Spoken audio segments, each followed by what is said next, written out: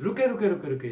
सो मेरे प्रियो, आओ आज के वचन को देखते हैं, वचन हमें क्या सिखाता है और वचन से हमें क्या प्रेरणा मिलती है। तो मैं प्रभु यीशु मसीह का दास और आप सबका भाई चेतन भाटी आप सबका स्वागत करता हूँ। आइए देखते हैं आज का वचन क्या बोलता है। पहला पतरस उसका 2 का हम 11 और 12 में पढ़ते हैं। ऐसा लिखा है कि हे प्रियो, मैं तुमसे विनती करता हूं कि तुम अपने आप को परदेसी और यात्री जानकर उस संसारिक अभिलाषाओं से जो आत्मा से युद्ध करती है बचे रहो। फिर लिखा है कि अन्य जातियों में तुम्हारा चाल चलन भला हो, ताकि जिन जिन बातों में वे तुम्हें कुकर्मी समझकर बदनाम करते हैं, वे तुम्हारे भले कामों को देखकर उन्हीं के कारण कृपा दृष्टि के दिन परमेश्वर की महिमा करें। हालेलुया, आमीन।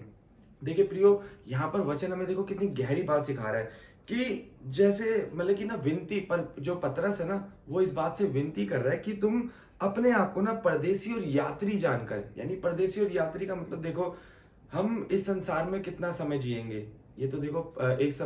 समय है कि जब हम यहाँ से सो जाएंगे और परमेश्वर के पास जाएंगे और वहां जाकर के हमारा न्याय होगा और फिर वहां पर अनंत जीवन या अनंत मृत्यु की ओर हमें जाना पड़ेगा। ये हमारा जीवन जो है वो हमें बताएगा हम किस तरीके से जी रहे हैं, हम पवित्रता के साथ जी रहे हैं, क्या हमने परमेश्वर पर विश्वास किया है, क्या हमने प्रभु यीशु मसीह की बातों को समझा है, उस पर मनन किया और विश्वास करके उसके साथ अपनी आशा को रख करके आगे बढ़े हैं या नहीं बढ़े हैं, ये तय करेगा। तो हमें अपने आप को यात्री जानकर, जैसे मान लो कि हम यहाँ से कहीं दूर प्रदेश में हम कहीं घूमने के लिए जा रहे हैं या कहीं किसी काम के लिए जा रहे हैं, तो वहां हमें जिंदगी भर तक नहीं रहना, हमें फिर वापसी अपने घर पे वापसी आना है, ठीक है ना। तो यहाँ भी ऐसे ही है कि हम एक परदेसी की तरह जी रहे हैं। हमारा जीवन यहाँ कब तक है कब तक नहीं है हम इस बात को नहीं जानते, लेकिन जब हम इस दुनिया से जाएंगे, जब हम परमेश्वर के सामने जाएंगे, तो वहां हमारा है परमेश्वर न्याय क्या करेगा, क्या हम निर्दोष ठहरेंगे या दोषी ठहरेंगे, ये तो तय करेगा कि हम परमेश्वर की बातों पे चल रहे हैं नहीं चल रहे। जैसा लिखा है कि जिन जिन बातों में तुम्हें कुकर्मी जानकर बदनाम करते हैं, जो लोग तुम्हें तुम्हारा चालन चलन देख करके तुम्हारे को बदनाम करने की कोशिश करते हैं, लिखा है कि उनके सामने तुम्हारे भले काम प्रकट हो, यानी तुम्हारे अच्छे काम प्रकट हो और तुम में मसीह दिखे, ताकि परमेश्वर का जो सिखाई हुई बात है, जो पवित्रता है, वो सब लोगों को नजर आए और तुम्हारे कारण और भी लोग विश्वास में आए। तो ऐसे ही हमारा चाल चलन होना चाहिए और हमें ये नहीं सोचना कि जिंदगी भर हमें यहाँ रहना है।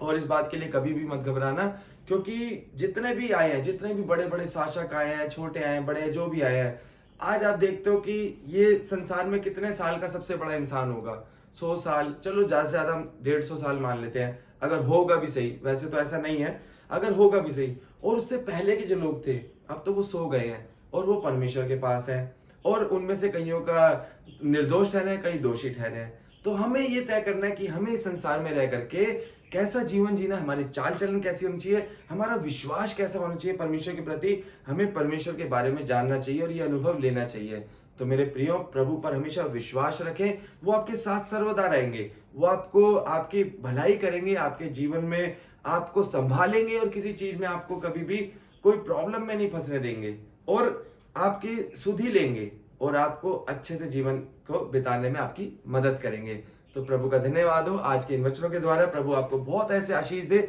आइए हम सब मिलकर के प्रार्थना करते हैं।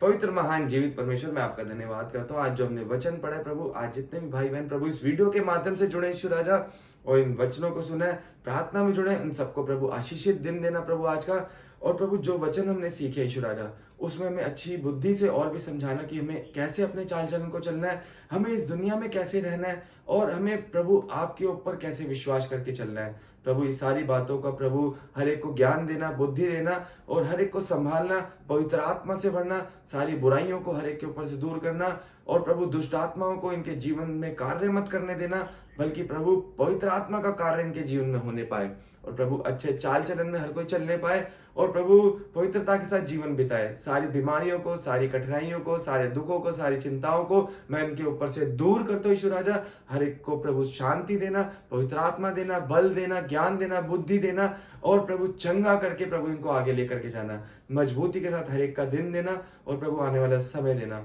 प्रभु यीशु मसीह के नाम से इस प्रार्थना को मांग लेते हैं, आमीन।